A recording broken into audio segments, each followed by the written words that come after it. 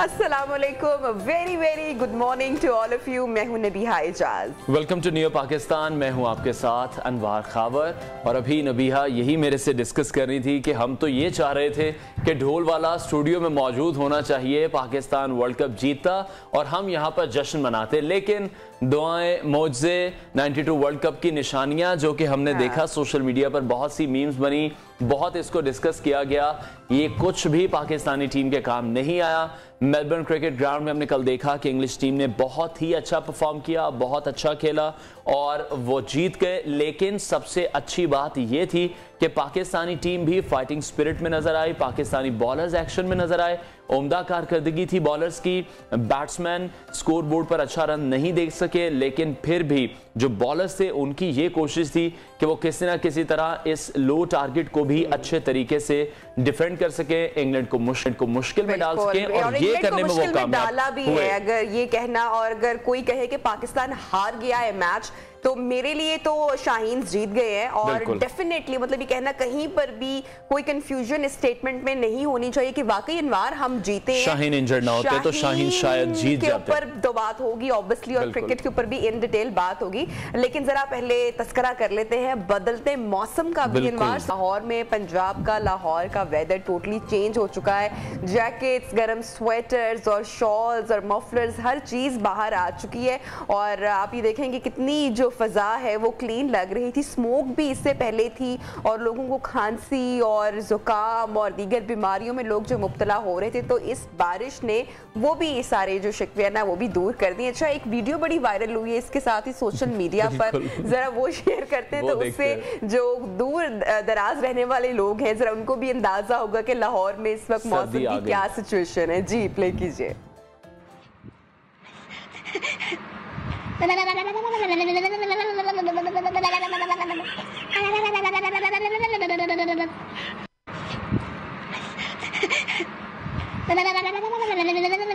की पहली बारिश और उसका नतीजा आपके सामने है तो कि किस तरह ये बच्चा सर्दी से कपकपा रहा है, ठिठुर रहा है और बारिशों का आगाज हो चुका है। पहाड़ों पर बर्फबारी का सिलसिला भी शुरू हो गया है।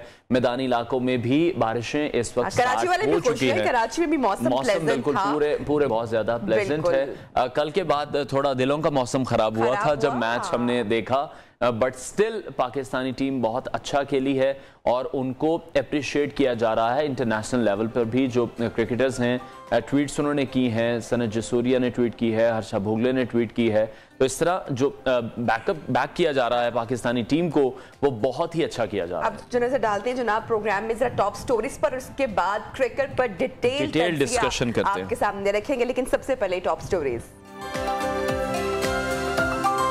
पावर प्ले का नुकसान इस्तेमाल, डेथ ओवर्स में नाकिस हिकमत अमली, शाहीनों का कम टोटल ही वबाले जान, इंग्लैंड बन गया T20 का सुल्तान। एक और एहतजाज, एक और दौरा मुलतवी, तहरीक इंसाफ की हिकमत अमली पर आलमी मीडिया भी बोल उठा, हुकूमत की कंफ्यूजन ने मामलात मजीद बिगाड़ दिए। पाकिस्तान की बेटी बरतानिया में कामयाबी के झंडे, बैरिस्टर ज़हरा बयानी की जीत का राज क्या है? रियल एस्टेट सेक्टर में सुस्ती वजूहात क्या हैं? रियल एस्टेट में सरमायाकारी का बेहतर मौका कौन सा है? तो नाजरीन अब कुछ बात करेंगे हम, ऑब्वियसली कुछ नहीं बहुत सारी बातें हैं अबाउट कल के मैच के हवाले से। और बैटिंग के ऊपर फ्लॉस कुछ निकाले गए, कप्तान के ऊपर थोड़ी से तनकीद की गई बाबर आजम पर, बट मैंने वो पिक्चर देखी जब रमीज राजा पहुंचते हैं इन ग्राउंड, बाबर को जो हक करना और बकअप करना और अप्रिशिएट करना, यहाँ तक पहुंचना भी। अब आप इसको कोई किस्मत कहे, चाहे इंडियंस इस पे खुश हो या कोई भी मीम्स बने, बट आई थिंक पाकिस्तान का जो बॉलिंग अटैक था, specially for my Indian friends, हमने पहले ही ओवर में हेल्स को घर पहुंचा दिया, मतलब पवेलियन लगा दिया जो आप 16 ओवर में नहीं कर सके। तो मैं देख रही थी कि इन ग्राउंड कुछ शॉट्स हमें दिखाई दिए जो इंडियन क्राउड के थे, तो मैंने कहा भाई ये यहाँ पर क्या कर रहे हैं, क्योंकि वो टिकट्स खरीद चुके थे लेकिन चलिए आप इंग्लैंड को सपोर्ट करें, आप इंग्लिस्तानी झंडा ले आए, वो अपना भारतीय परचम लहराए वहां पर पाकिस्तान को। बहरहाल शानदार बॉलिंग रही। शाहीन की जो इंजरी थी उसने दिल तोड़ दिया एक पॉइंट पर आके, और वही टर्निंग पॉइंट अक्सर लोग कह रहे हैं कि मैच का रहा। बिल्कुल, लेकिन बैटिंग की वजह से हम देख रहे हैं कि पाकिस्तानी टीम को काफी मुश्किलात का सामना करना पड़ा। अगर हम स्कोर अच्छा कर पाते, जो कि हमने देखा कि बहुत से, आपने भी बात की है, फ्लॉज हैं पाकिस्तानी बैटिंग में। अगर बाबर की बात करें, रिजवान की बात करें, बहुत ज्यादा स्लो रन रेट जो होता है उसकी वजह से शुरू में ही टीम पर बहुत ज्यादा प्रेशर आ जाता है और हमेशा की तरह मिडल ऑर्डर हमारा फिर से नाकाम हुआ। हमने देखा कि कोई भी बल्लेबाज जमकर नहीं खेल सका। और नबिया, ये देख रहे थे हम कल के शायद एनालिसिस ठीक नहीं लेकर, ग्राउंड को लेकर, क्योंकि शॉट्स मारने की, बड़ी शॉट्स मारने की कोशिश कर रहे थे और सिंगल डबल वाली गेम करनी चाहिए। सिंगल डबल वाली गेम करने के चक्कर में मेरे ख्याल से कि हम 20-15 का मार्जिन, हम ये स्कोर अपना ऊपर लेकर जा सकते थे। 150 प्लस या 150 तक इजीली हो सकता था अगर हम बड़े शॉट्स प्ले ना करते, जो कि हमने देखा कि इंग्लैंड की टीम को भी दिक्कत का सामना करना पड़ा था और पाकिस्तान की वो जो बॉलिंग थी उसने वहीं पर उनको रोक दिया। बहरहाल मैच के ऊपर बात करते हैं, फवाद मुस्तफा स्पोर्ट्स एनालिस्ट हमारे साथ इन कॉन्वर्सेशन है। फवाद, सबसे पहले तो कांग्रेचुलेशंस कि पाकिस्तान ने बड़ा अच्छा फाइट किया, एंड तक किया। बॉलिंग, पाकिस्तान का बॉलिंग अटैक बहुत ही स्ट्रॉन्ग रहा। उसके अलावा कुछ कोताहियां हुई, इंग्लैंड की टीम ने अच्छा परफॉर्म किया, उनकी तैयारी अच्छी थी, इसलिए ट्रॉफी वो ले गए। सो क्या आपके जो एनालिसिस हैं वो कल के मैच के हवाले से हैं? देखिए, सबसे अच्छी बात तो ये जो आपने ये कही कि कांग्रेचुलेशंस, उसकी वजह ये है कि बदकिस्मती है कि इतना अच्छा करने के बावजूद भी हमारे यहाँ लोग तनकीद कर रहे होते हैं। बहुत अच्छी क्रिकेट हमने खेली। बैटर्स के हवाले से ये अभी नहीं, एशिया कप से हम बात कर रहे थे कि प्रॉब्लम आगे चल के आएगा। जिस किस्म का हमारा स्ट्राइक रेट है वो T20 का नहीं है जी। तो वो एक इशू रहा और वही एक वजह बनी कि जो हमारे 15-20 रन शॉर्ट रहे।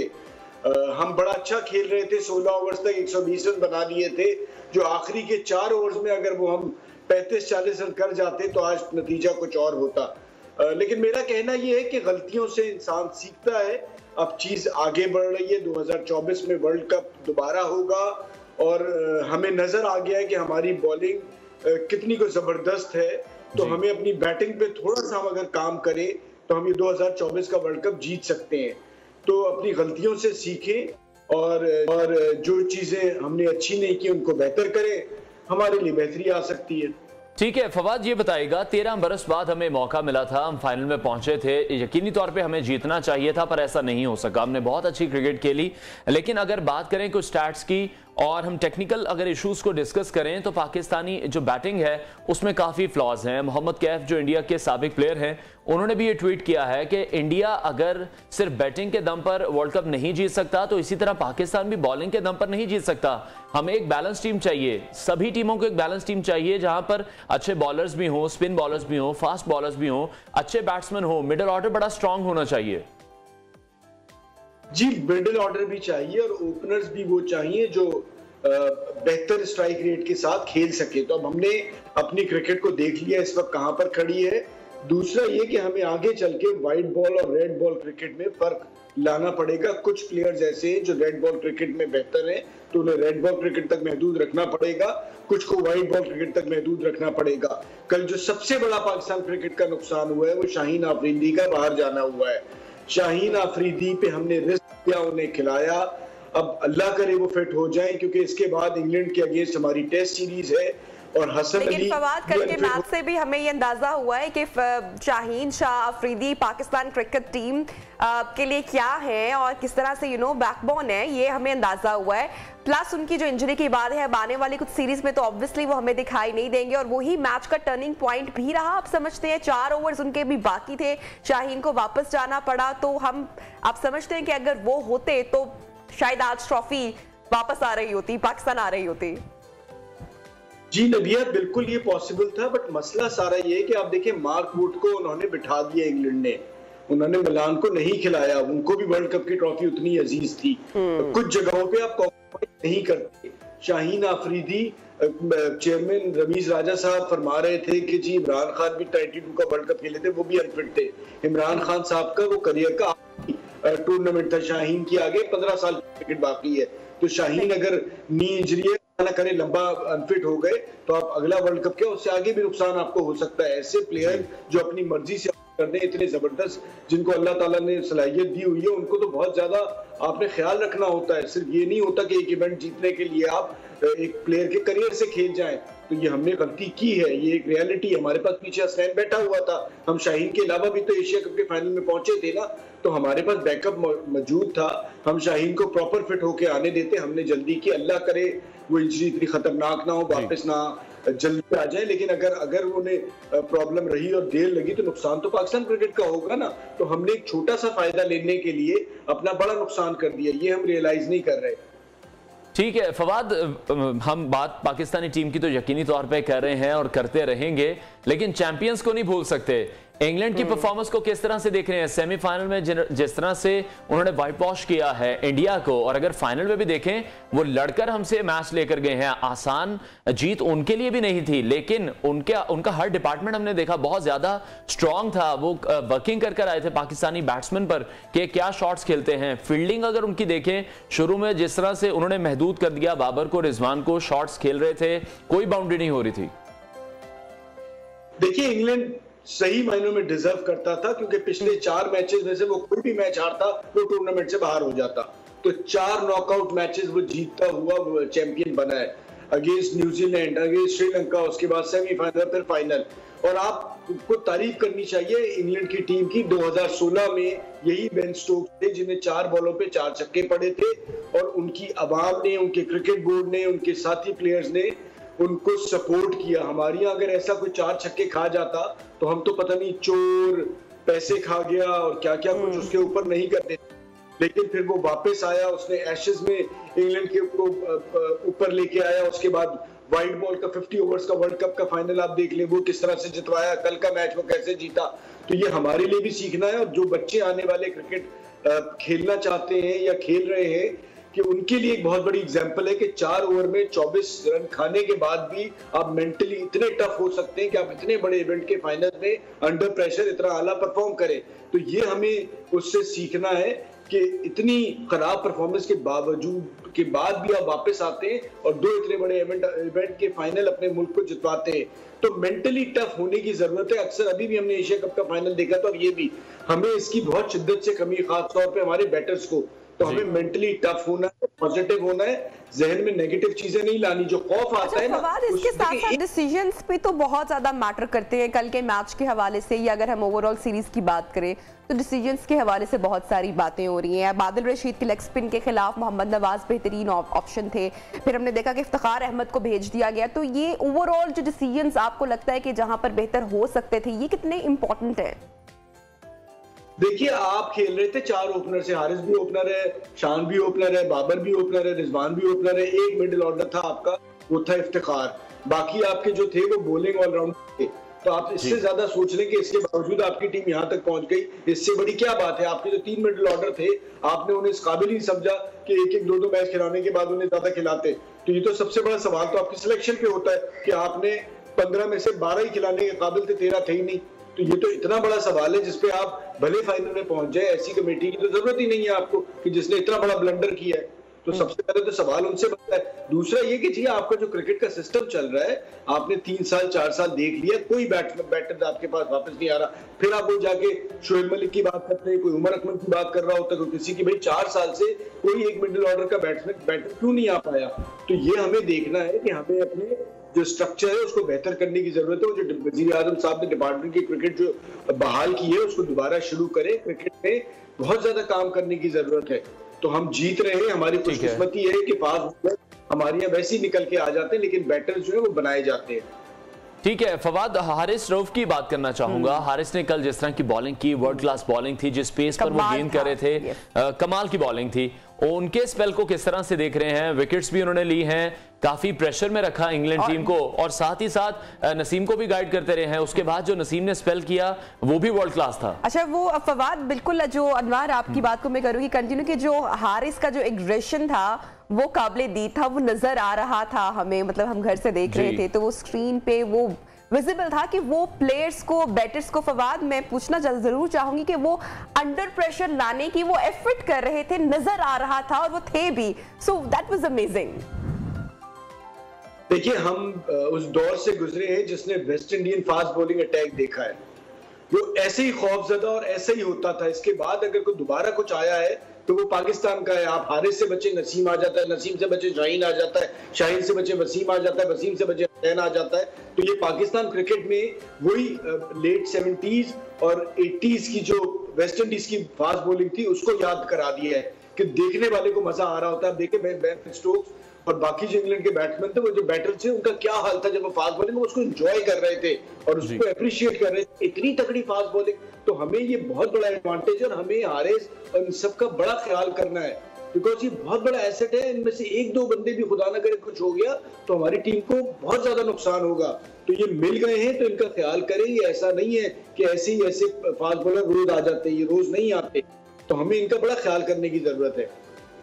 अच्छा फवाद, हम थ्रू आउट द सीरीज सुनते रहे, कप्तानी के ऊपर बहुत सारे सवालात उठते रहे। एक टाइम आया जब जो रमीज राजा है उन्होंने भी कहा सबके सामने कि Babar you are my captain, मतलब उनको बकअप इस तरीके से किया गया और इस तरह से ताकि ही शुड परफॉर्म। लेकिन हमने देखा कि बाबर आजम की कप्तानी, उनका बल्ला, उसने रन्स नहीं उगला।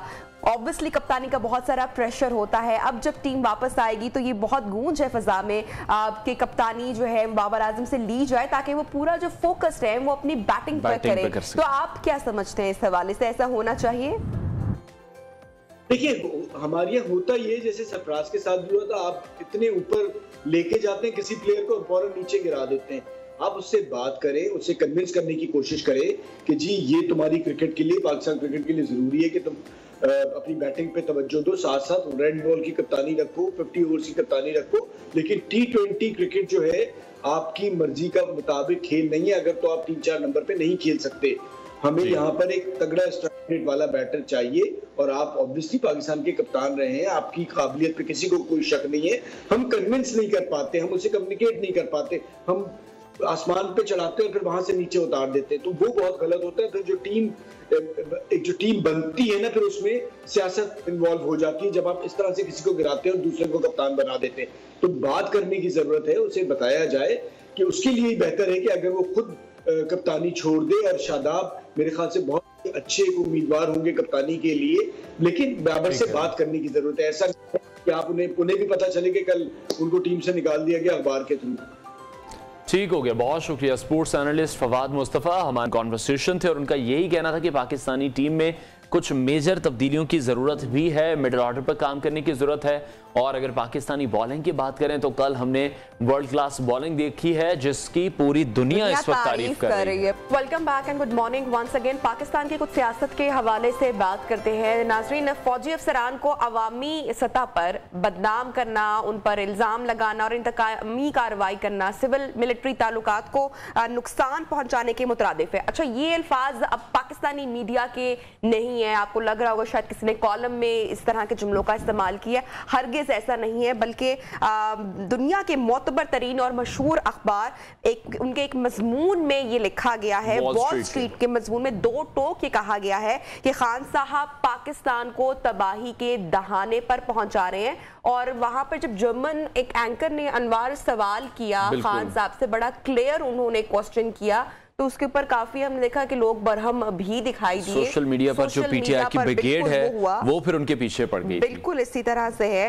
तो जो इमरान खान साहब का जो तर्ज अमल है पाकिस्तानी सियासत में और इदारों पर जिस तरीके से तनकीद कर रही है, फौज पर तनकीद करते रहे हैं, जो कि जब भी पीटीआई के जितने भी रहनुमा हैं हमने उनसे जब भी बात करने की कोशिश की है तो वो ऐसा कहते हैं कि ऐसा हरगिज नहीं है। लेकिन जब वेस्टर्न मीडिया से खान साहब से उन्होंने सवाल पूछा तो उन्होंने यही कहा उनको कि पाकिस्तान की 70 इयर्स की जो हिस्ट्री रही है या जो तारीख रही है, किसी ने इस तरह से अटैक नहीं किया इदारों पर जिस तरह से खान साहब ने किया है। और अभी हम देख रहे हैं कि जो वजीर आजम हैं शहबाज शरीफ, वो भी लंदन में मौजूद हैं। वहां पर मुलाकातों का सिलसिला जारी है और ये कहा जा रहा था कि उनकी तबीयत नासाज है, जिस पर इमरान खान ने भी जब गुफ्तगू की तो उन्होंने ये कहा कि ये लंदन में बैठ कर डिसाइड कर रहे हैं कि अगला आर्मी चीफ कौन होगा। अगले आर्मी चीफ की तैनाती पर डिस्कशन और फैसला इस वक्त लंदन में किया जा रहा है। इसी तमाम सूरत हाल पर बात करेंगे।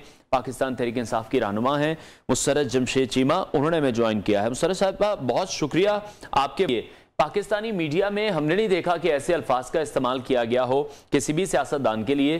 शायद लोग लिखते हुए और कहते हुए भी डरते हैं, लेकिन वॉल स्ट्रीट जो कि एक बहुत बड़ा नाम है बाहर, उसमें हम देख रहे हैं कि आर्टिकल आया है, उसमें उठाए गए जो नकात हैं, उस हवाले से आप क्या कहेंगी? बिस्मिल्लाहिर्रहमानिर्रहीम, बहुत शुक्रिया। देखें, बात यह है कि ये उनका मौक़िफ़ है और हमारा ये पूरा राइट है कि हम किसी के मौक़िफ़ से इख्तलाफ रखें। अब इख्तलाफ राय के पीछे मैं कुछ एविडेंस रखूंगी कि अगर ये जिस शख्स ने ये आर्टिकल लिखा है तो ये उनके लिए है, ये आपके लिए नहीं है। जाहिर है आपने तो एक चीज रिपोर्ट की है जो हुआ है। पाकिस्तान की तारीख में जो बदतरीन क्रिटिसिज्म आया और जो बदतरीन दौर हुआ वो शुरू हुआ नवाज शरीफ के दौर से। परवेज रशीद और डॉन लीग, उसके बाद जो सबसे इम्पोर्टेंट चीज है मरियम, और मरियम के वालिद मोहतरम ने जलसों के अंदर सर्विंग आर्मी चीफ का नाम लिया, उन्हें तनकीद का निशाना बनाया। मुशर्रफ साहब, ये तो इमरान खान भी कर रहे हैं। कंप्लीट सुन तो लेना, लेट मी, मैं कंपैरिजन देना चाह रही हूँ, मुझे कंप्लीट करने देना, मेरा मौक़िफ़ ले ले, यू मे डिफर। उसके बाद मरियम ने जिस तरह से आज भी आपके पूरे मुल्क के निजाम को, जिसमें ना कोई सर्विंग आर्मी ऑफिसर्स बचे हैं, ना कोई सर्विंग जजेस बचे हैं, ना कोई serving top of the top bureaucrats बचे हैं जिनकी वो वीडियोस रख के बैठी है बकौल उसके। और उसके बाद पूरे मुल्क के अंदर जो गालम गलोच कहने से पहले सोचें कि प्रैक्टिकली गालम गलोच और करैक्टर असैसिनेशन की बदतरीन मिसाल वो जो आजम सवाती के साथ हुआ है। हम तो जब आप अपने राइट्स के लिए, जब आपके पास आपके सामने, मीडिया के सामने आपके ऊपर कातलाना हमला हो और आपकी FIR दर्ज ना हो, तो मुझे बताएं कि फिर कौन सा देखें, मेरी अर्ज सुने। अच्छा देखें, हम ना अपने इदारे के खिलाफ हैं, ना हमें होना चाहिए। इंडिविजुअल्स के कंडक्ट को डिस्कस किया जाना चाहिए। साहिबा, अगर आप और खान साहब अगर PTI इदारे के खिलाफ नहीं है तो ऐसा क्या हो गया इस मुल्क में कि DGI SI को मीडिया पर आना पड़ा, जो कि तारीख में कभी नहीं हुआ? ऐसा क्या हो गया?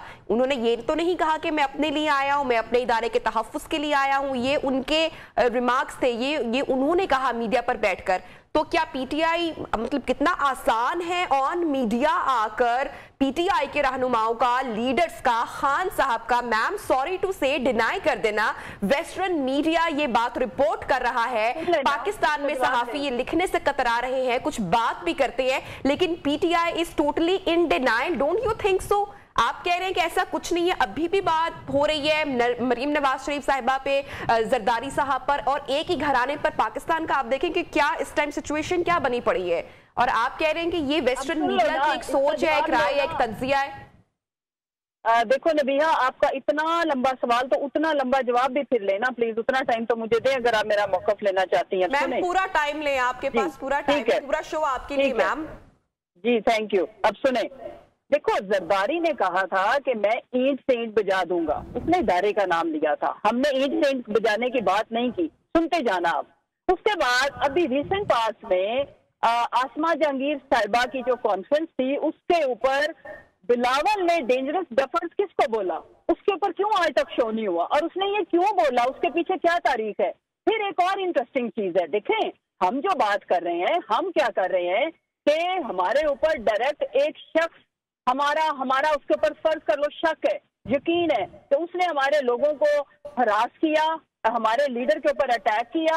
आजम सवाती साहब की उनकी वाइफ के साथ एक वीडियो बनाई काबिल एतराज, और फिर उसको FIA ने उसको जाली वीडियो करार दिया है। मैम देखें, आपको भी पता है कि FIA कितना को माशाल्लाह से प्रोफेशनली काम कर रहा है। जिस वक्त अभी तक FIR क्यों नहीं दर्ज हुई? चले मैं आपसे सवाल करती हूँ, इस मुल्क का सबसे पॉपुलर लीडर, इस मुल्क में 4 मुशर्रफ साहिबा, सुप्रीम कोर्ट की जानिब से भी पता है कि वो उस जगह पर मौजूद ही नहीं थे। देखें, जब आप बात करती है मैं क्रॉस टॉक नहीं करती, मेरा जवाब लेना, मैं तो सवाल फरमाइए। ठीक है, आपने जब ये अपना मौक़िफ़ दिया तो मैंने सुना, अब सुने प्लीज मैम। बात कहने का मकसद ये है कि पाकिस्तान के अंदर बड़े दुख और अफसोस की बात है कि तारीख में कभी अगर कोई DGI आके प्रेस कॉन्फ्रेंस नहीं करता तो ऐसा क्या हो गया था कि उन्हें आना पड़ा। यही तो हम भी पूछते हैं कि इस चीज के लिए DGI SPR का एक पूरा डिपार्टमेंट है, एक डेजिग्नेटेड मतलब वो भी जनरल साहब हैं जिन्होंने आके सारा अपना मौकफ रखना होता है। बात कहने का मकसद ये है कि पाकिस्तान में इस वक्त वो वाकयात हो रहे हैं जो कभी तारीख में नहीं हुए, और उसमें बदकिस्मती ये कि वो बदतरीन वाकयात है। आप अरशद शरीफ की शहादत और उनके पोस्टमार्टम की रिपोर्ट जिसको कीनिया आज भी डिनाई कर रही है, और यहाँ पे लोगों को हरास करने के लिए एक ऐसी हौलनाक किस्म की रिपोर्ट पेश की जा रही है। और अगर ये गलत है तो इदारों को चाहिए कि वो एक्शन में आए, उस चैनल के खिलाफ एक्शन लें कि उसने ये गलत रिपोर्ट क्यों दी, और अगर वो सच है तो फिर कीनिया के साथ हमारा मुल्क, हमारी स्टेट क्यों नहीं उनको पूछ रही कि आपने हमारे इतने बड़े इन्वेस्टिगेटिव जो जर्नलिस्ट था उसकी सिर्फ आपने नहीं कि उसको 3 घंटे के लिए कीनिया में क्या उनकी दुश्मनी। लेकिन मुसर्रत साहिबा, जो आप बात कर रही हैं, जिस प्रेस कॉन्फ्रेंस का आप हवाला दे रही हैं, उसमें क्लियरली तौर पे यही बताया गया था कि रात के अंधेरे में आप लोग मुलाकातें करते हैं और दिन के वक्त आपका जो रवैया है, जो लहजा है आपके लीडरान का, वो फिर बदल जाता है। उस पर आप क्या कहेंगी? फिर इमरान खान ने कहा DGISI कान खोलकर सुन लो। आप समझती हैं इज इट फेयर? आप कंपेयर कर रही हैं पिछली हुकूमतों से, नवाज शरीफ से, जरदारी से या बिलावल से, तो आप भी उसी रविश पर चल पड़े हैं जो कि आप कहते थे कि हम वो काम नहीं करेंगे जो ये तमाम सियासी जमातें कर रही हैं। पहले तो अल्लाह का शुक्र है कि हम, अल्लाह ना करे कि जो मरियम, नवाज, शहबाज, आपने अभी खुद कंपैरिजन दिया ने किया, सुन तो लेना, हम वो करें। मैं ये कहना चाहती हूँ कि उनके साथ ऐसा कुछ भी नहीं हुआ जो खान साहब के ऊपर उनकी जानलेवा हमले की मैं बात करना चाह रही हूँ, और उसकी FIR का ना होने की बात करना चाह रही हूँ। ऐसा क्यों हुआ? ये क्या आईने पाकिस्तान में ये मेंशन है कि कोई बड़े से बड़े ओहदेदार, वो चाहे सिविल हो, मिलिट्री हो, वो FIR में उनका नाम नहीं हो सकता? कहीं मौजूद नहीं है, लेकिन ऐसा हुआ। दूसरी जो अहम बात है, मैं ये कहना, आपकी अपनी हुकूमत में हुआ, पंजाब में आपकी अपनी हुकूमत है, इसी से सिविल सुपरमेसी की यही तो जंग है कि जमहूरियत नाम को भी अब नहीं रही इस दौर में। यहाँ पे बस ऐसा ना मुशर्रफ के दौर में हुआ है तो रिपोर्ट करे, ना जिया के दौर में हुआ, ना जनरल अयूब के दौर में हुआ, ना याहिया के दौर में हुआ, जो आज हो रहा है। ये बदकिस्मत तरीन दौर है जिसमें मैं और आप रह रहे हैं। इम्पोर्टेंट चीज क्या है कि हमारी स्ट्रगल है रूल ऑफ लॉ की, आइन की बहाली की, जमहूरियत की रियल सेंस में बहाली की।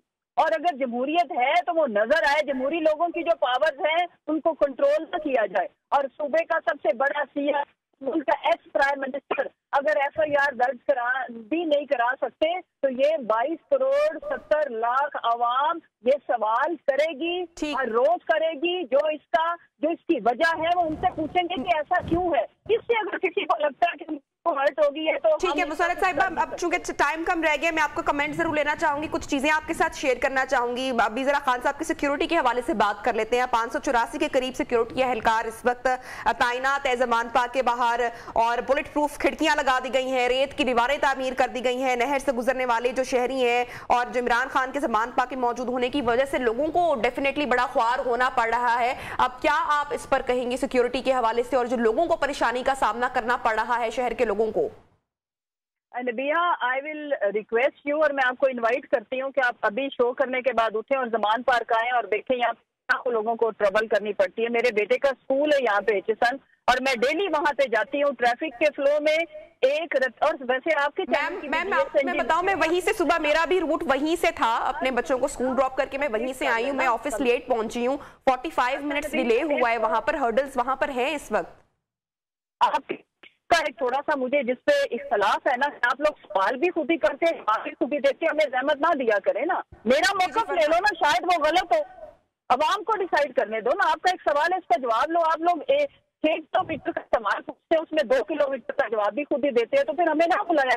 जी जी मैम, आप बात मुकम्मल करें। मुसर्रत साहिबा थोड़ा सा आई थिंक के नाराज हो गई है, कोई बात नहीं, हम उनको उनसे हम मुसर्रत साहिबा थोड़ा सा, चले कोई बात नहीं। वैसे हमने मेरे ख्याल से अनवार को पूरा टाइम प्रॉपर दिया, लेकिन आई डोंट नो क्यों PTI के बड़े जो लीडर्स हैं, रहनुमा है, वो अक्सर खफा हो जाते हैं सख्त सवाल करने पर। नहीं होना चाहिए, और उनको मेरे ख्याल से हमारे बाकी शोज भी देखने चाहिए। अगर किसी और जमात से भी कोई आता है तो हम मेरे ख्याल से इसी तरीके से, इसी तरह से बात करते हैं, वक्त कम होता है और सवाल ज्यादा करने की कोशिश हमारी की जा रही होती है। लेकिन अब एक अगली स्टोरी डिस्कस कर लेते हैं, जो कि बहुत एक अनफॉर्चुनेट वाकया पेश आया है अमरीकी रियासत डैलस में, जहां पर एयर शो हो रहा था जंग अजीम दोम के हवाले से। वहां पर 2 जो तैयारे थे वो आपस में कोलाइड कर गए हैं उस शो के दौरान, और ये एक अफसोसनाक वाकया पेश आया जिसके नतीजे में 6 अफराद के हलाक होने की इत्तलात भी मौसूल हो रही है। ये हिस्टोरिकल तैयारे हैं, जंगे अजीम दोइम के ये तैयारे हैं, और ये डिजास्टर हुआ किस तरह से आप ये देखिए अनवार, इस वक्त हम नियो की टेलीविजन स्क्रीन पर भी दिखा सकते हैं कि दोनों आपस में टकराए, और इस एयर शो का मनाजर है। ये एयर शो को दुनिया भर में बड़ा पसंद किया जाता है, और ये एवरी ईयर होता है इन अमेरिका, मुख्तलिफ स्टेट्स में ये होता है, और दुनिया भर से लोग इस एयर शो को देखने के लिए यहाँ पर पहुंचे हैं। आपने बताया आप भी प्लान कर रही थी, प्लानिंग करके मेरे मियां की बड़ी ख्वाहिश थी हमेशा से, वो इस एयर शो पर हम लोग वो जाना चाहते थे, मुझे कन्विंस कर रहे थे कि एयर शो देखने जाना है। इस वीडियो के बाद मैं अब ये ऑब्वियसली खबर भी शेयर करूंगी। Welcome back. हमारी जिंदगियों में भी कुछ ऐसे वाकयात होते हैं जो हमें कुछ कहानियों और फिल्मों के कुछ सीन्स भी याद दिला देते हैं। इस तरह के वाकयात हम देख रहे हैं कि मुसलसल पाकिस्तान में हो रहे हैं कि शादी से कुछ देर कबल ही दुल्हन राह फरार इख्तियार कर जाती है, दुल्हन भाग जाती है।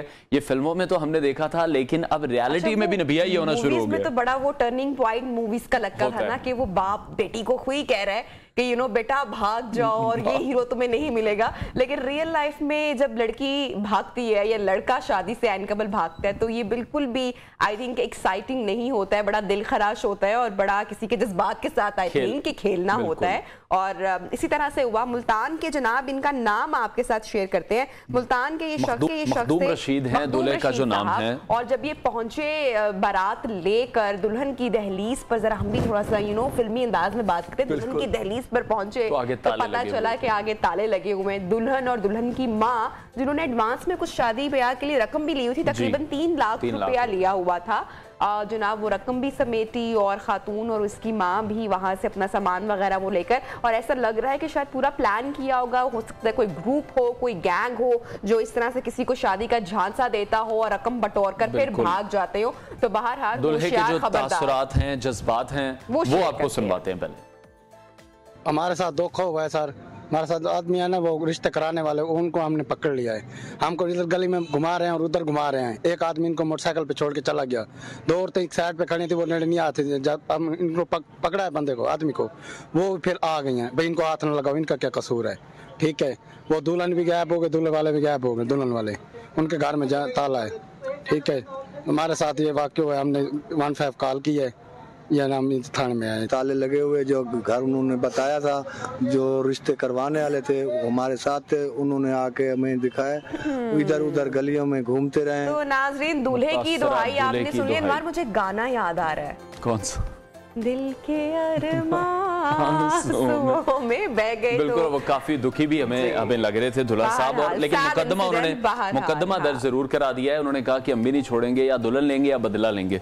तो अभी FIR दर्ज हुई है, एक शख्स को गिरफ्तार भी किया गया है, जो कि बताया जा रहा है कि दुल्हन का शायद मामू था, जो उनको मामू बनाकर चला गया। इसको थोड़ा सा फनी वे कर रहे हैं, but it's a serious thing है ना। और ये काफी बार हो रहा है, ये वाकया बहुत ज्यादा इस तरह से हो रहा है। तो आई थिंक थोड़ा सा जांच पड़ताल, वो कहते हैं ना कि कर लेनी चाहिए, चाहे लड़की वाले भी हो उनको भी देखना चाहिए, और सेम जो है वो लड़के वालों को भी, उन पर भी जिम्मेदारी बनती है कि वो भी जांच पड़ताल करें, खानदानी लोग हैं या कुछ वहां से यहाँ पर रिहाइश पजीर तो नहीं। बहरहाल प्रोग्राम में आगे बढ़ते हैं, इस तरह की खबरें, इस तरह के वाकयात ज्यादा में इजाफा हो रहा है।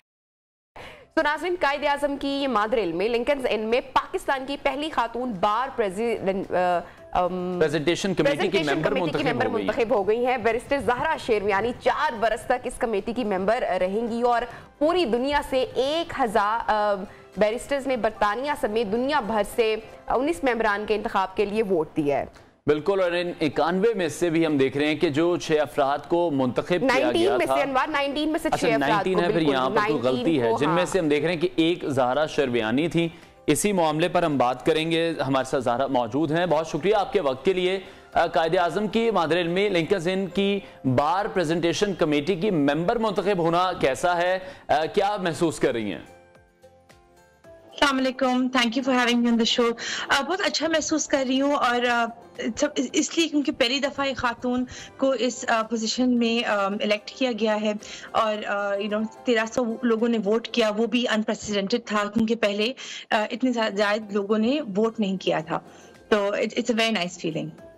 अच्छा ज़ारा, हमें बताइएगा, हमारे देखने वालों को भी बताइएगा थोड़ा सा, ये बार प्रेजेंटेशन कमेटी क्या होती है, इसका मेंबर होना कितना अहम होता है?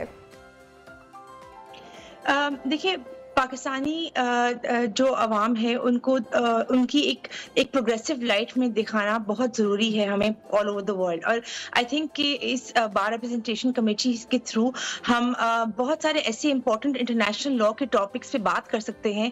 और वो जैसे फॉर एग्जांपल क्लाइमेट चेंज हो गया, हमारे जो वहाँ के जो ऐसे कवानीन हैं जो यहाँ पर इम्प्लीमेंट नहीं हुए अभी तक, फॉर एग्जांपल एलिमनी लॉ हो गया, ऐसी बहुत सारी जायद कवानीन है जो हम चाहते हैं कि यहाँ पर इम्प्लीमेंट हो। ठीक है, आप पाकिस्तान में देखा कि मुख्तलिफ नौइयत के केसेस लड़ती हैं, मेंबर मुंतखब होने के बाद पाकिस्तानी खवातीन के लिए क्या इक़दाम करेंगी? देखिए, मैंने एक पेपर लिखा था एलिमनी के ऊपर जो मैंने भी मेंशन किया, और चाइल्ड अब्यूज के ऊपर। तो उस हमारे पाकिस्तान में अभी तक एलिमनी का कॉन्सेप्ट हालांकि इस्लामिकली है लेकिन हमारे लॉ में नहीं है।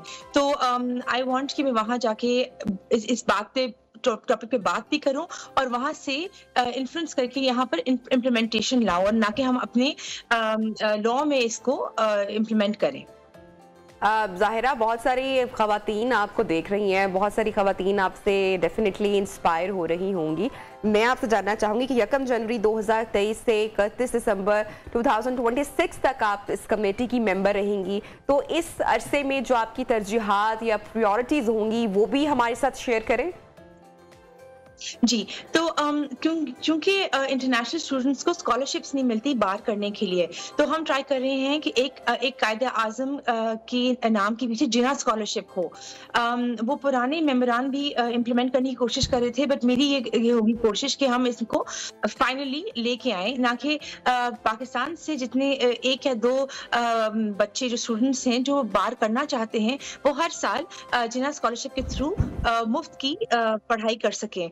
उसके अलावा प्यूपिलेज जो वहाँ ऑब्टेन करना बहुत मुश्किल है, हासिल करना बहुत मुश्किल है। हम चाह रहे हैं कि मैं चाह रही हूँ कि हम वहाँ पर 2 या 3 स्पॉट्स ऐसे रिजर्व हो जाए जो इंटरनेशनल स्टूडेंट्स, साउथ एशियन और स्पेशली पाकिस्तान की जो स्टूडेंट्स हैं उनको बेनिफिट करे। Thank you so much Zara, आपने हमें ज्वाइन किया है। अनवार, आई थिंक ये बड़े प्राइड की बात होती है भी अगर अपने बच्चों को इस तरीके से इंस्पायर करे। ज़ाहरा जैसी बच्चियां जब खवातीन आगे जाती हैं, बढ़ती हैं, और बानिए पाकिस्तान कायद आज़म मोहम्मद अली जिन्ना, हम अपने बच्चों को कितने फ़ख्र से बता सकते हैं, ज़ाहरा कितने फ़ख्र से बता सकती हैं कि मैं उस जगह से पढ़ी हूँ जहाँ से हमारे मुल्क के कायद बानिए पाकिस्तान वो पढ़कर आए थे। So thank you so much Zahra, आपने मेरे प्रोग्राम में ज्वाइन किया। आगे बढ़ते हैं और अब कुछ बात करते हैं रियल एस्टेट के हवाले से। तो अपने नाज़रीन को बताते हैं, हमारे साथ इस वक्त स्टूडियोज में मौजूद हैं गेस्ट चौधरी लईक इफ्तिखार साहब, जो कि पाकिस्तान की सबसे मौसर तरीन रियल एस्टेट इदारे ज़मीन.com में बतौर सीनियर डायरेक्टर सेल्स लाहौर अपनी जिम्मेदारियां निभा रहे हैं। और 2005 में उन्होंने बाकायदा तौर पर अपने रियल एस्टेट करियर का आगाज किया और बतौर क्लाइंट उनकी मुलाकात ज़मीन.com के मैनेजमेंट से भी हुई, जिसके कुछ अरसे बाद ही उन्होंने बतौर एम्प्लॉय ज़मीन.com को ज्वाइन भी कर लिया। Sir, welcome to the show. आपसे ये जानना चाहेंगे, ज़मीन.com पे हम देख रहे हैं कि बहुत ही ज़्यादा नाम अपना बिल्ड करने में कामयाब हुए हैं कुछ ही अरसे में, नेशनली नहीं बल्कि इंटरनेशनली भी। मैं जिस तरह से हम ब्रेक में भी डिस्कस कर रहे थे, मैं जो बिल्डिंग देखता हूँ उस पर ज़मीन.com की टैगिंग होती है। बिल्कुल, बहुत चीज़ें डिस्कस की हैं जो कि हम लाइव नहीं डिस्कस कर सकते। तो आपसे मैं जानना चाहूँगा, आपका अभी तक का सफ़र कैसा रहा ज़मीन.com के साथ? जी अल्हम्दुलिल्लाह जी, देखें वैसे तो ये सफ़र जो ज़मीन.com बना 2006 में बना, it was working as a portal, और exclusive sales and marketing of the project sales was started in 2015. That's like from the last 7 years. अल्हम्दुलिल्लाह देखा जाए तो उसको काफ़ी मार्केटिंग कंपनीज मार्केट में थी जो कि प्रिंट मीडिया और बाकी चीज़ों पे बहुत ज़्यादा डिपेंड करती थी, और उस वक्त तक सोशल मीडिया पे इतना ज़्यादा डिपेंडेंट नहीं थे लोग। अभी बट वी हैव सीन के इन द लास्ट 7 years अल्हम्दुलिल्लाह लाहौर में आप कहीं भी जाएं, किसी भी कोने में जाएं, गुलबर्ग में, CBD एरिया में, DHA में, Ravin road, wherever you go, whether in 30 cities in Pakistan we have a presence. तो आपको ज़मीन.com का बोर्ड जरूर मिलेगा। उसका रीजन ये है, there was a gap in the market, जो कि हमारे सीईओ, हमारे टॉप मैनेजमेंट ने उस वक्त देखा कि लोग जो एक्सपर्ट्स हैं, पाकिस्तान से बाहर हैं, प्रॉपर्टी परचेज करना चाहते हैं, जो पाकिस्तान में हो वो प्रॉपर्टी बाइंग करना चाहते हैं, तो they have to just only one thing, they have to go to the property dealer and they will ask कि यहाँ क्या चल रहा है, यहाँ क्या प्राइस है। तो हर चीज़, जब आजकल क्या होता है, on one click you come on our website, you get all information what's going on the market, इस वक्त मार्केट का स्टैटिकल एनालिसिस क्या है, प्रॉपर्टी की प्राइसेस क्या चल रही हैं, लोगों ने पोस्टिंग्स लगाई होती हैं, जो खुद डेवलपर्स हैं उनकी भी पोस्टिंग्स होती हैं। उसके अलावा if you talk about the people who want to sell their house, who want to rent their house and the property dealers, तो उनको बहुत ज्यादा वैरायटी मिल जाती है। अब लोगों के लिए सिलेक्शन करना, होमवर्क करना काफी इजी हो गया है। सब हम हमेशा एक टैगलाइन देखते हैं ना, मैं हमेशा से पढ़ती थी और बड़ा फैसिनेट होती हूँ, बड़ा खुश भी होती हूँ हमेशा। जब भी हम घरों की तामीर के हवाले से अपने घर की बात करें तो हमेशा ख्वाब का लफ्ज जरूर जुड़ा होता है कि अब आपका ख्वाब पूरा हो। लेकिन अगर हम पाकिस्तान की ख्वाब और एतमाद तो बड़ी अच्छी मार्केटिंग स्ट्रैटेजी को मद्देनजर रखते हुए बड़ी प्यारी प्यारी लाइन्स होती हैं। और जबकि पाकिस्तान के जो अभी हालात हुए हैं रिसेंट टाइम्स, हम देख सकते हैं कि जो हमारा पॉलिटिकल सिनेरियो है, फिर जो इकोनॉमिक क्राइसिस का पाकिस्तान को सामना करना पड़ा है, ऐसा लगता है कि ये ख्वाब अब ख्वाब ही रह जाएगा। इन रियलिटी इस वक्त जो ग्राउंड रियलिटीज हैं वो क्या है मार्केट पे? देखिए जी, ये तो फ्रॉम द लास्ट 75 ईयर जब से पाकिस्तान बना है, कोई ना कोई इशू, कोई ना कोई प्रॉब्लम्स चलती रहती हैं और लोगों को लगता है कि पता नहीं शायद मुल्क खत्म हो रहा है, मुल्क में क्या हो रहा है। अल्हम्दुलिल्लाह पाकिस्तान था, पाकिस्तान है और पाकिस्तान रहेगा इंशाल्लाह। अभी देखा जाए कि इंटरनेशनल क्रंच में आप यूके में देखें, यूएस में देखें, Canada, everywhere there is a property crunch, people are selling their houses, mortgages लोगों से पे नहीं हो रही। हमारे मुल्क में मॉर्गेजेस इतनी ज्यादा नहीं है, लोग कैश पे प्रॉपर्टी परचेज करते हैं। अभी जो प्रॉब्लम आती थी वो ये था कि Karachi was vertical, Islamabad was vertical, लेकिन जब हमने 6 साल पहले 7 साल पहले लाहौर में वर्टिकल प्रॉपर्टीज की तरफ आए तो लोगों का ट्रेंड नहीं था कि अपार्टमेंट लें या हम घर के अलावा, everyone want their own land and their own sky. So what we have introduced with the people, जब आप एक वर्टिकल लिविंग में जाते हैं तो आपको एक क्वालिटी लाइफ मिलती है। You have a club, gym, cinema, swimming pool, sauna, basement parking, security, everything under one roof, and then you have a payment plan. The basic thing is the affordability nowadays. एक 5 मरले का अगर आपने घर बनाना हो तो इवन 10 to 15 मिलियन का plot है और 8 to 10 मिलियन की कंस्ट्रक्शन है, तो no one like the guys who are doing the job, इतनी अफोर्डेबिलिटी लोगों की जॉब में नहीं, इतनी सेविंग्स नहीं होती। So once we come with the payment plan, we tell them, जैसे इस वक्त आइकॉन ग्रुप के हमने तकरीबन 8 to 9 प्रोजेक्ट्स बेचे हैं। आखिरी अभी जो हम बेच रहे हैं is beach resort. We have a 5 and a 10 year payment plan, and the possession is, in the case of 5 year plan, it is in 3 years, and in the case of 10 years, it is in 5 years. So after getting the possession, you are also paying the rest of the payment, which is easy for the people. तो आजकल जब family splits होती हैं, एक घर में 5 बेटे होते हैं, बेटियां होती हैं, जब स्प्लिट करते हैं उनको उनका शेयर मिलता है तो इतनी छोटी अमाउंट की दफा बनती है कि कुछ नहीं ले सकते। तो व्हाट वी टेल कि आप आए, हमसे ये अपार्टमेंट है, ये बाइंग करें। जो हम लोगों ने पहले लोगों को दिया है उस पर लोगों को बहुत ही अच्छा कैपिटल गेन और रेंटल यील्ड्स मिली हैं। गोल्ड क्रेस्ट हम लोगों ने सेल किया था, उसके बाद डीएचए राया सेल किया, ये दोनों डीएचए के प्रोजेक्ट्स हैं, दोनों डिलीवर हो चुके हैं। Nearly within 3 to 4 years सबकी प्राइसेस डबल हो गई हैं और रेंटल यील्ड उनकी पेड अमाउंट जो लोगों की 10 to 12% आ रही है, which is a very handsome amount. Same is the case in the Gulberg CBD area में हम लोगों ने कुछ 3-4 बिल्डिंग ओपस के नाम से और बाकी की हैं, और उसके बाद जमीन ने लोगों का ये रिक्वायरमेंट देखे कि क्वालिटी लिविंग चाहिए, जमीन डेवलपमेंट 2017 में डेवलप किया, जो कि अपनी हम ज़मीन.com अपनी प्लॉट्स लेते हैं, बिल्डिंग्स बनाते हैं और लोगों को डिलीवर करते हैं। उसमें तकरीबन लाहौर में 5 से 6 प्रोजेक्ट्स हमने, जमीन ओपल, जमीन औरम, जमीन कोड्रेंगल, अभी 2 प्रोजेक्ट्स और लॉन्च हो रहे हैं, and we are giving the best quality there in the grey structure and in the finishing edge. इस हवाले से मजीद भी आपसे गुफ्तगू करेंगे। Welcome back to new Pakistan. Chaudhry Laeeq sahab हमारे साथ मौजूद हैं ज़मीन.com से। ब्रेक पे जाने से पहले हम उन्हीं से गुफ्तगू कर रहे थे और वो हमें बता रहे थे कि कौन कौन से मेजर प्लान्स वो भी लोगों को ऑफर कर रहे हैं और किस तरह से ज़मीन.com ने अपनी क्रेडिबिलिटी है वो डेवलप की है। सर आपसे मैं ये जानना चाहूँगा, प्रॉपर्टी खरीदना एक बहुत मुश्किल मरहला पाकिस्तान में शायद इसलिए हो चुका है कि जो फ्रॉड रेशो है वो बहुत ज़्यादा है। जिस तरह हम ब्रेक में डिस्कस कर रहे थे, आपने भी उस चीज़ को एग्री किया कि वो हर सेक्टर में इश्यूज हैं, बट शायद सोसाइटीज़ की वजह से हम देख रहे हैं कि अब काफ़ी हर्डल्स आ गई हैं। आप क्या समझते हैं जिस तरह से ज़मीन.com ने अपनी क्रेडिबिलिटी एक डेवलप की है, लोग ट्रस्ट कर रहे हैं उन पर? अब इस पर आपको बताऊं जी, पहले ये होता था कि बच्चा मैट्रिक में फेल होता था तो उससे कहा जाता था जाओ बेटा प्रॉपर्टी की दुकान पे बैठ जाओ। तो उसका काम यही होता था किस तरीके से हमने वो पैसे कमाने जिस पे हमारा हक नहीं है, कमीशन के अलावा मार्जिन। ज़मीन.com के बनने के बाद वो एक गैप खत्म हुआ। End user, we act as a bridge between the end user, buyer and the seller. Direct deals होना शुरू हुई, लोगों को रेट्स का पता चला। जब हम एक्सक्लूसिव सेल्स एंड मार्केटिंग किसी भी प्रोजेक्ट की करते हैं तो सबसे पहले लैंड की ऑनरशिप की डॉक्यूमेंटेशन देखी जाती है, फिर उसकी एलडीए के अप्रूवल के अलावा उसकी डिफरेंट टीपा, ईपा, एनवायरमेंट की है, वासा, लेस्को, वो सारी अप्रूवल्स दी जाती हैं।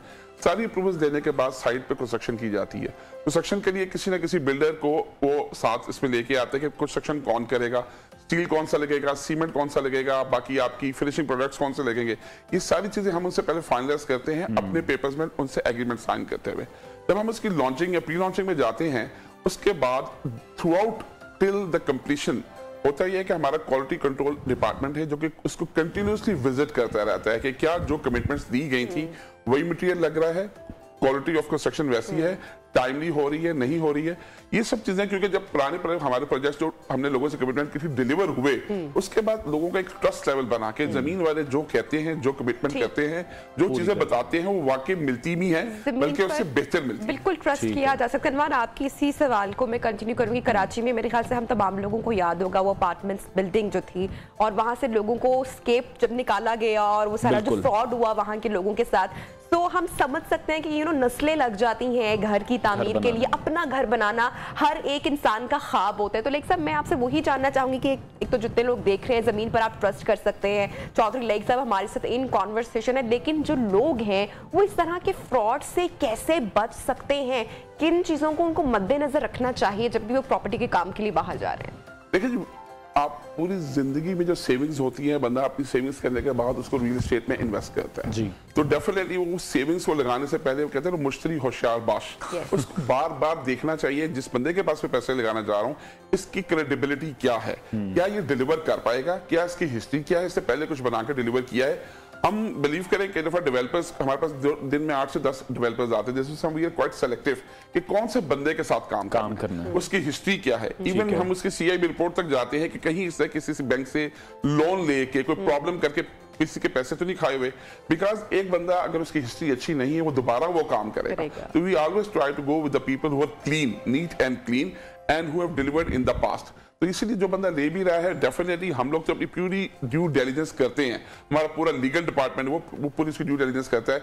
लेकिन मैं ये अगर हमारे अलावा कहीं से आप लेने जा रहे हैं या कुछ कर रहे हैं, हम लोग फ्री मशवरा देते हैं। Zameen.com 1 रुपया भी अपने एंड यूजर को चार्ज नहीं करता। प्लीज, हमारे ऑफिसेस पाकिस्तान के 38 सिटीज में हैं। लाहौर में आपको इवन मेन बुलवार्ड और MM आलम रोड पे हमारे 5 लोकेशंस पे प्रेजेंस है। आए, मशवरा जरूर करें।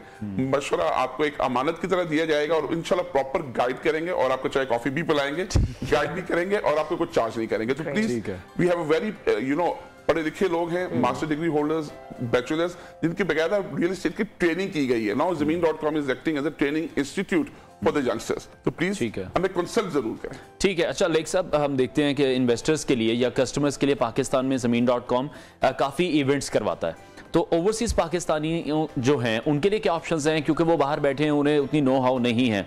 इंटरनेशनली भी अब आपने काम स्टार्ट किया है, इस पर भी कोई वर्किंग की जा रही है? देखिए, हम लोग एवरी मंथ लाहौर में, इस्लामाबाद में, कराची में, फैसलाबाद में, सेंट्रल एरियाज में हमारे कंटिन्यूस इवेंट्स हो रहे होते हैं। हम 4 स्टार 5 स्टार होटल में करते हैं, लोगों को बुलाते हैं and with a cup of coffee उनको सब कुछ ब्रीफ करते हैं, व्हाट वी आर सेलिंग, कहाँ कैपिटल गेन्स हैं, कहाँ रेंटल रिटर्न्स हैं। लाहौर में होता है। इसके अलावा एग्जीबिशन लाहौर में भी हमने, कराची में, इस्लामाबाद में ज़मीन ने एक्सपोज किए, जिनमें हजारों की आप कह सकते हैं तादाद में लोग आए। उसके बाद दुबई में भी 3 हो चुके हैं। दुबई में भी अभी लास्ट से भी जो हमने किया था उसके अंदर नियरली 20,000 प्लस फैमिलीज आई और हमने डिटेल ब्रीफिंग दी। इतना जैम पैक होता है कि पाँव रखने की जगह नहीं होती, पार्किंग फुल हो जाती है। तो अल्हम्दुलिल्लाह अभी कुछ और कंट्रीज में भी प्लान कर रहे हैं। We have presence in 17 countries and in 38 cities in Pakistan. तो एक्सपर्ट का एक बड़ा ट्रस्ट लेवल है। एक्सपर्ट बेसिकली आजकल क्योंकि फेसबुक है, आपका गूगल है, तो इन टच होकर सारी इंफॉर्मेशन लेके, टेलीफोन पे लेके, even they are buying without seeing the property. They trust us कि जो हम उनको वीडियोस भेजते हैं, कंस्ट्रक्शन की वीडियोस, सारे के सारे ब्रोशर, ऑल मार्केटिंग मटेरियल की सॉफ्ट कॉपीज, वो उनको थॉरली देखने के बाद हमसे बाइंग करते हैं। ठीक हो गया। तो अभी आप किस तरह से इस चीज को एलैबोरेट करेंगे कि अगर कोई बंदा प्रॉपर्टी खरीदने जा रहा है आजकल, अगर हम सिर्फ लाहौर की स्पेसिफिकली बात करें, आप लाहौर रीजन को हेड कर रहे हैं, तो किस चीज में ज्यादा इन्वेस्ट करना चाहिए आजकल? अपॉर्चुनिटीज कहाँ हैं, किस एरियाज में हैं? हमारे वो मीडियम के थ्रू लोगों को थोड़ा सा आइडिया मिल जाएगा। मैं आपको बताऊं, देखिए जी, हमारे बुजुर्ग भी जब कहते थे ना हमने ये प्रॉपर्टी खरीदी उस वक्त बड़ी महंगी थी, वो एक वक्त था 1000, फिर लाख, फिर करोड़, फिर अरब।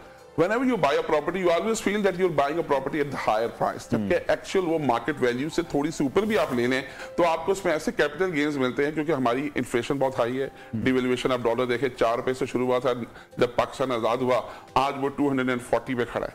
सो due to that the best way is to invest in property to hedge your amount. लोग गोल्ड में करते हैं, स्टॉक एक्सचेंज में करते हैं, ये बड़ी सेफ है।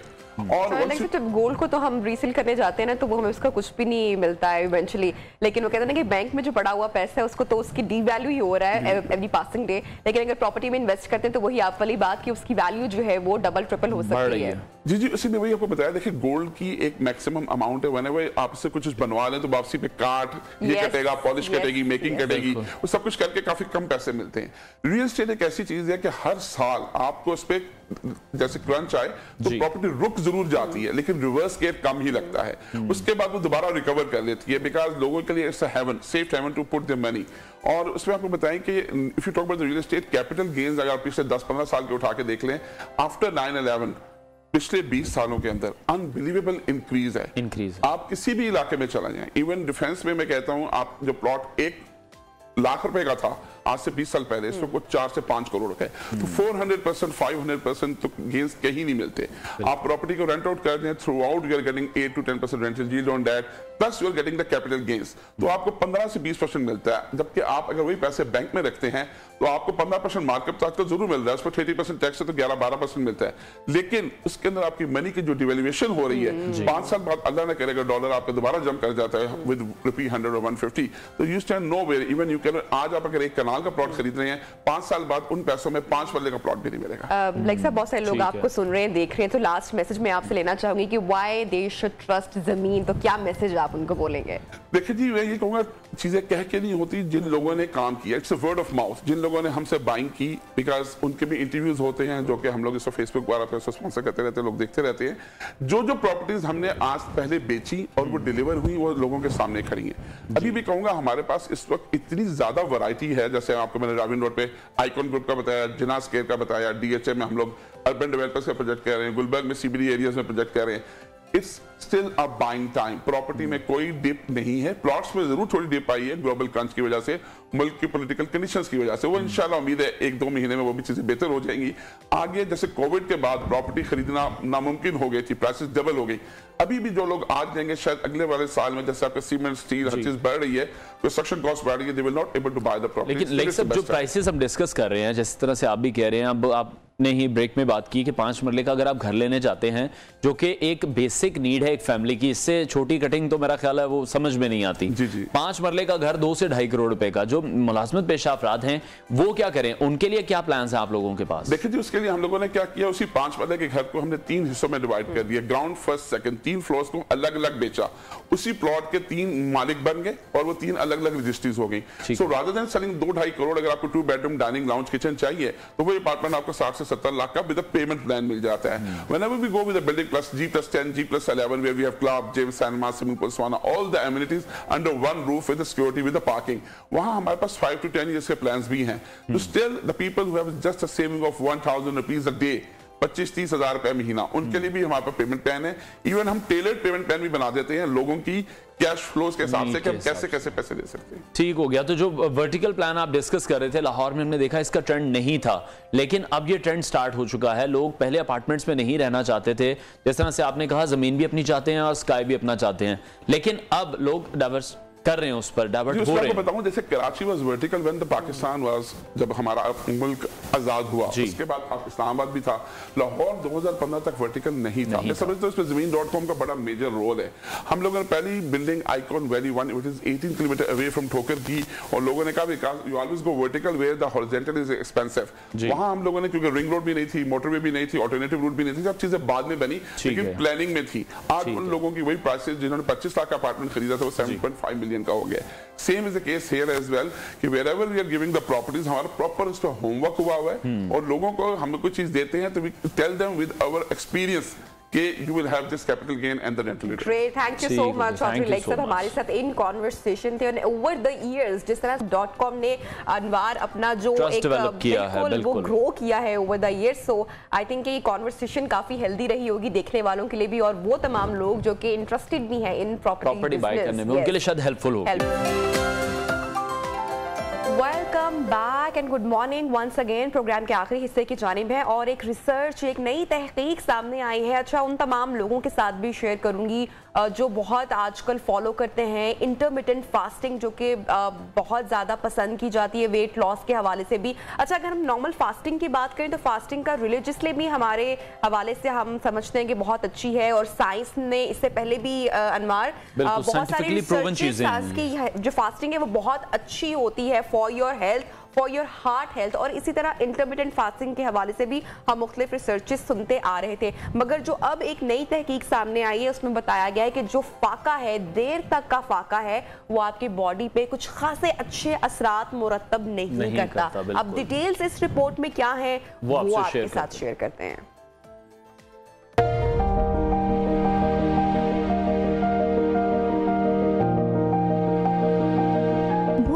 में मुब्तला अफराद को एक वक्त में ज्यादा खाना देना तिब्बी मसाइल का बायस बन सकता है। ये इंकशाफ यूनिवर्सिटी ऑफ मिनेसोटा के स्कूल ऑफ पब्लिक हेल्थ की तहकीकात में किया गया। यूनिवर्सिटी ने तहवार या कहत मंसूबे के तहत गरीब घरानों के 75 नौजवानों को जमा किया ताकि ये मालूम किया जा सके कि खाने का इंसान की आदत और समाजी हैसियत पर कैसे असरात मुरतब हो सकते हैं। उन्हें दिन के मुख्तलिफ औकात में कम और ज्यादा खाना दिया गया। तहकीक के मुताबिक इन नौजवानों ने दिनों बाद खाना मिलने से ज्यादा खाना खाया, जबकि कम खाने को अगले रोज के लिए बचा लिया गया। तहकीक के मुताबिक इंसान को अगर ज्यादा खाना मिले तो वो ज्यादा ही खाए, मगर कम खाना मिलने पर उसे बचाने की आदत भी सवाल खड़े करती है। ज्यादा खाना खाने से ज़ियादतीज़ के खतरात बढ़ सकते हैं। मोटापा और डिप्रेशन के मर्ज में भी इजाफा हो सकता है। इस तहकीक को दिल, फेफड़ों और blood institute, national institute of mental health, national institute of child health and human development, national institute of diabetes and digestive and kidney disease और national institute of general medical ने ताउन किया।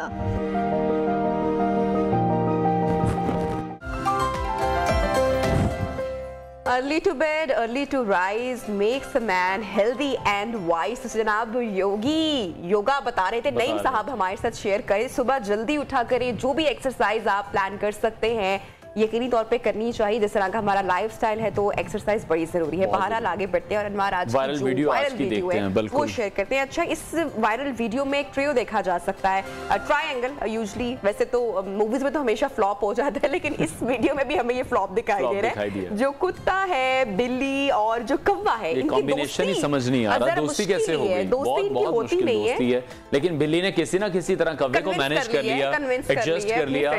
लेकिन उसके बाद जो हमने मनासिर देखे हैं, हाँ, खाना भी शेयर कर रहे हैं। अब जब ये कौवा उस पपी को वो खाना शेयर कर रहा है तो उस पे हम देख रहे हैं फिर कौवे की और बिल्ली की एक झड़प शुरू हो जाती है। कौवा चाह रहा है कि हम तीनों फ्रेंड बन जाएं, हाँ, लेकिन बिल्ली ऐसा नहीं चाहती। बिल्ली ऐसा नहीं चाह रही, बिल्कुल। और वो पपी का खाना काफी डिस्टर्ब हुआ है इस बात से। और बड़ी अच्छा, बिल्ली पहले शेयर करी, उसने कहा नहीं, अगर आपने भी आगे जाके शेयर करना है तो मैं ही आपको हरगिज़ अलाउ नहीं करूंगी। चले गो अवे, होश होश। बिल्ली ने कर दिया, इनकी आपस में लड़ाई शुरू हो गई और कौवा जो है और बड़ी अमेजिंग इस तरह की ये वीडियोस, क्यूट वीडियो है, बहरहाल अच्छा भी लग रहा है। लेकिन बिल्ली ने कहा नहीं भाई, आपने खाना आगे शेयर नहीं करना है, मेरे फ्रेंड सिर्फ आपको, तो मैं बस आपके साथ ही ये खाना शेयर करूंगी। बेचारा पपी भाग गया मेरे ख्याल से यहाँ से काफी। और पपी भी एक ऐसा पपी था जो बिल्ली से डर गया, बिल्ली से डर गया, छोटा क्यूट पपी था बहरहाल ये। तो ये तो जनाब थी आज की वायरल वीडियो। इसके साथ ही प्रोग्राम का वक्त भी खत्म हो रहा है, तो इंशाल्लाह अनवार कल होगी नाज़रीन से मुलाकात। बहुत सारा अपना ख्याल रखिएगा। अल्लाह हाफिज।